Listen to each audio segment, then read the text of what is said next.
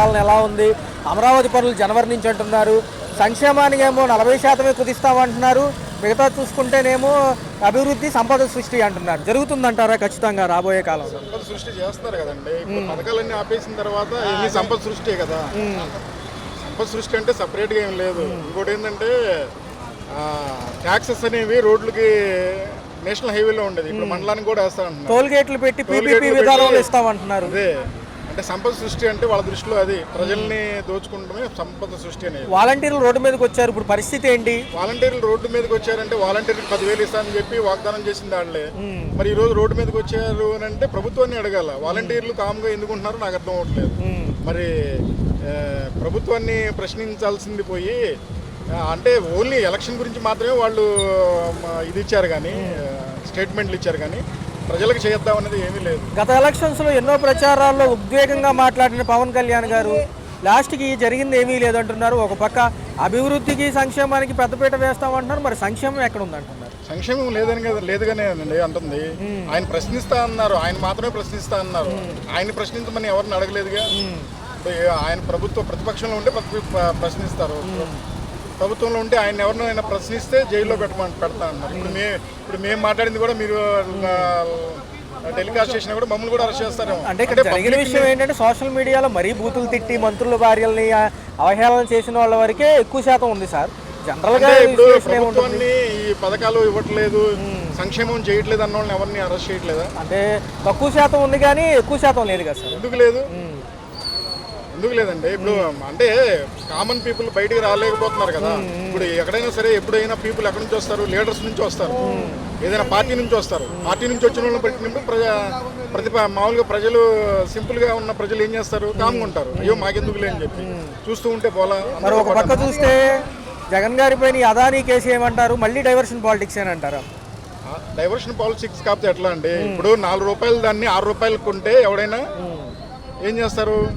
6 రూపాయలు కొన్నారు, ఇది ఎక్కడో దీంట్లో ఏదైనా అవినీతి జరిగిందంటారు. 4 రూపాయలు దాన్ని 2 రూపాయలు కొంటే అవినీతి ఎలా జరుగుతుంది?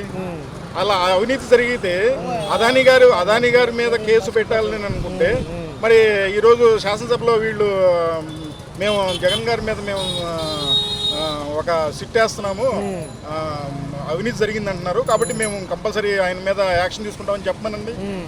4 రూపాయలు దాన్ని, ఆ 4 రూపాయలు 60 పైసలు టీడీపీ గవర్నమెంట్లో 2014లో కొన్న దాన్ని ఆయన 2 రూపాయల 41 పైసలు కొన్నాడు. అంటే ఎక్కువ దాన్ని తక్కువ కొన్నాడు. అంటే రాష్ట్రానికి అభివృద్ధి జరిగే పనే కదా, డబ్బులు మిగిలే పనే కదా. మరి అలాంటప్పుడు అది అవినీతి ఎలా జరుగుతుంది? కేంద్ర ప్రభుత్వం ఏం మాట్లాడలేదు సార్. కేంద్ర ప్రభుత్వం మాట్లాడదండి, అది అభియోగాలు మాత్రమే. అభియోగాలు ఎవరైనా చేయొచ్చు, అర్థమైందా? అభియోగాలు చేసినంత మాత్రం రుజువు అవ్వదు కదా, దానికి ఒక సిస్టమేటిక్ ఉంటుంది కదా. అదానీ గారి మీద క్రిమినల్ కేసు ఏం లేదు, ఇదే విషయంలో కేసు మాత్రమే పెట్టారు. ఇదే విషయంలో షర్మిల గారు కూడా రివర్స్ గా మాట్లాడుతున్నారు. ఎందుకంటారు ఈసారి? షర్మిల గారు ఇప్పుడేంటండి, ఎప్పటి నుంచో రివర్స్ గా మాట్లాడుతున్నారు. ఆవిడకి కావాల్సింది, ఆవిడ కాంగ్రెస్ రిప్రజెంటేటివ్ కాదు, ఓన్లీ ఏంటంటే వాళ్ళ అన్నయ్యని ప్రశ్నించడానికి మాత్రమే వచ్చారు ఆవిడ. అర్థమైందా? ముందు తెలంగాణలో ఉన్న ఆవిడ సడన్ గా ఎలక్షన్ ముందు ఇక్కడికి ఎందుకు వచ్చింది అది అందరికీ అర్థమవుతూనే ఉంది. ఆవిడ కాంగ్రెస్ తరఫున మాట్లాడాల, కాంగ్రెస్ తరఫున మాట్లాడితే ఎవరి గురించి మాట్లాడుతుంది? ఆవిడ ప్రతిపక్ష హోదాలో ఉన్నట్టే కదా, ప్రభుత్వాన్ని నిలదీస్తుంది. ప్రతిపక్షం 80% గత ప్రభుత్వాల సంక్షేమాల వల్ల లోటు బడ్జెట్ లోకి వెళ్ళిందని వీళ్ళు అంటున్నారు. 40% ఇస్తారంటున్నారు. మరి సంపద సృష్టి ఎలా పాసిబిలిటీ? చెప్పాను కదండి, సంపద సృష్టి అనేది పథకాలు ఆపేస్తే ఆటోమేటిక్గా ఆ డబ్బులన్నీ మిగిలిన సంపద సృష్టి చేస్తున్నారు. ఇప్పుడు అల్విక అని హామీలు ఇవ్వటం వల్లనే కదా ఈరోజు అందరూ ప్రశ్నిస్తున్నారు. 6 నెలల్లో ప్రజలు ఏ రకంగా ఇబ్బంది పడుతున్నారో మీరు అందరూ చూస్తూనే ఉన్నారు. ధరలు పెరిగినాయి, బాగా విపరీతంగా పెరిగినాయి అన్నారు, అప్పుడు తగ్గించేస్తా ఉన్నారు. మరి ఈరోజు ధరలు ఎలా ఉన్నాయి అందరికీ తెలిసిందే కదా. అంటే అసెంబ్లీ సమావేశాల్లో రాష్ట్రంలో జరిగిన ఎటువంటి రాయితీలు ప్రకటించలేదు సార్, ఏమంటారు మరి ఈసారి? ప్రకటించలేరండి, ఎందుకంటే ఖజానాలో డబ్బులు లేవన్న విషయం ఆయనకు తెలుసు. 40 సంవత్సరాల అనుభవం ఉన్న ఒక వ్యక్తి ఓన్లీ ఎలక్షన్కి ముందు మాత్రమే ఆయన వాగ్దానాలు చేస్తాడు. ఆ వాగ్దానాల గురించి మా ఎలక్షన్లో గెలవడానికి మాత్రమే, అది జరగదని ఆయనకి తెలుసు కాబట్టే కదా నేను చూస్తుంటే నాకు భయం వేస్తుంది అన్నమాట. ఆయన 40 సంవత్సరాల అనుభవం ఉన్న ఒక వ్యక్తి ఆ మాట ఎలా అయినా మాట్లాడతారా? కొత్తగా వచ్చినోడు నాకు తెలియట్లేదు, నేను ఏదో మాట్లాడేసాను అంటాను. సామాన్యులు మాట్లాడే మాటలు కాదు కదండి.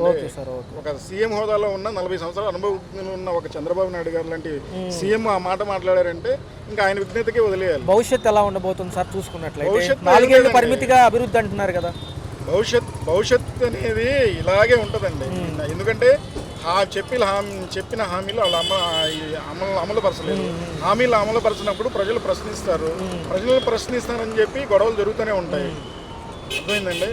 క్రైమ్ రేట్ ఎంత పెరిగిందో మీ అందరికీ తెలిసిందండి. 6 నెలల్లో ఎంత క్రైమ్ రేట్ పెరిగిందో. ఎలక్షన్ అయిన తర్వాత ఏ రకంగా ఇళ్ళకెళ్ళి దాడులు చేశారో మీరు చూశారు. క్రైమ్ రేట్ అనేది పెరిగింది. క్రైమ్ రేట్ తగ్గిస్తామన్నారు, ఇప్పుడు ఎక్కడ తగ్గలేదు. క్రైమ్ రేట్ ఇంకా పెరిగింది.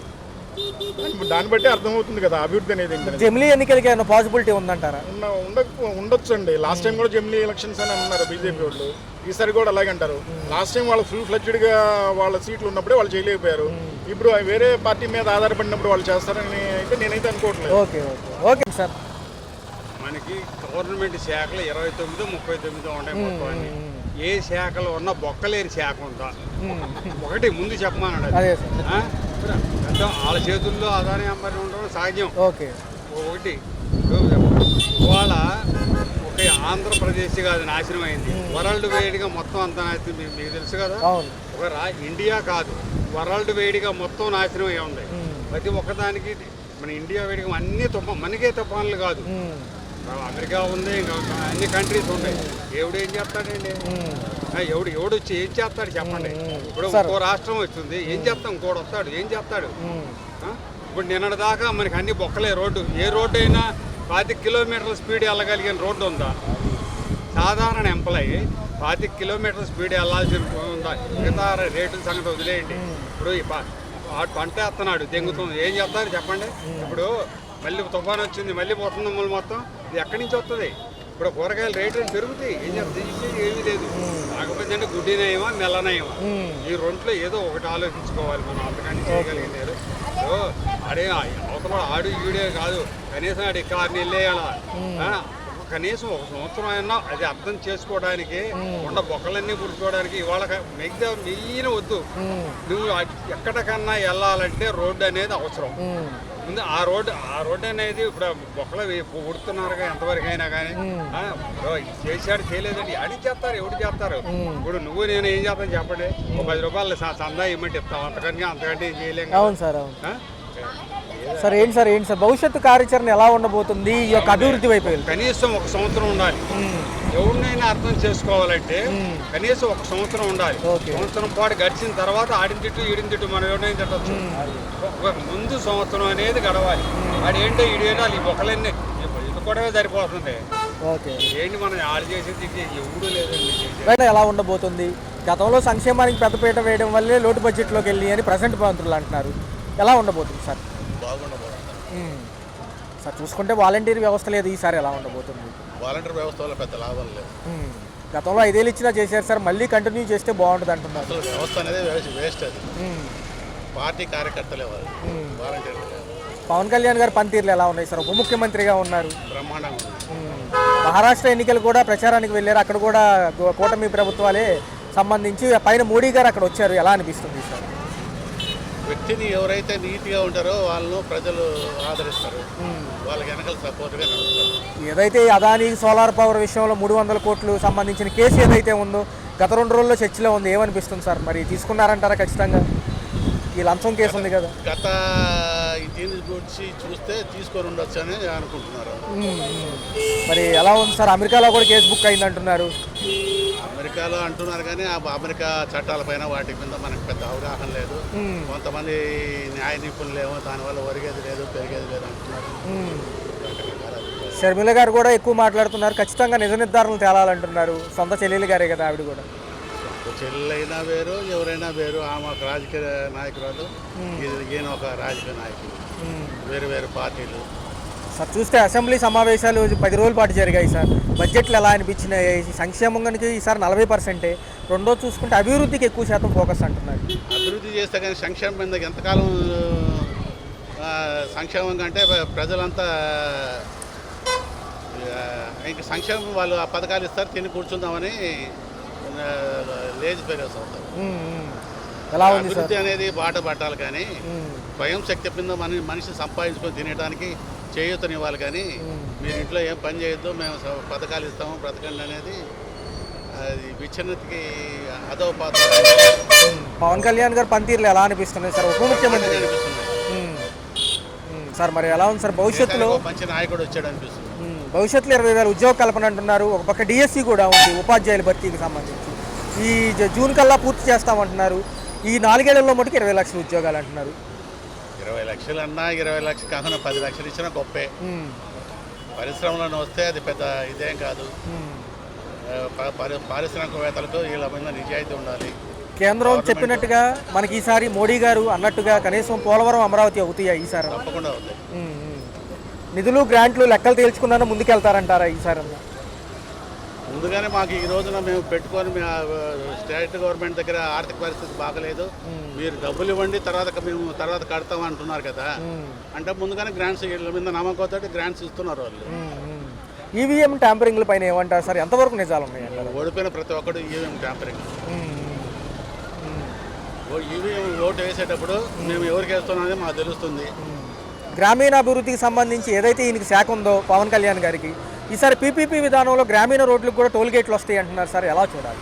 ఏమి రావండి. Right sir. అభివృద్ధి అనేది జరుగుతుందే కానీ ప్రజల నుంచి రోజుకు తినే విధానం పవన్ కళ్యాణ్. 2029 సార్వత్రిక ఎన్నికలు ఉన్నప్పటికీ మన రాష్ట్రంలో 2027కే జమిలీ ఎన్నిక అని చెప్పి ఆయన అంటున్నారు. సాధ్యం అవుతుందా?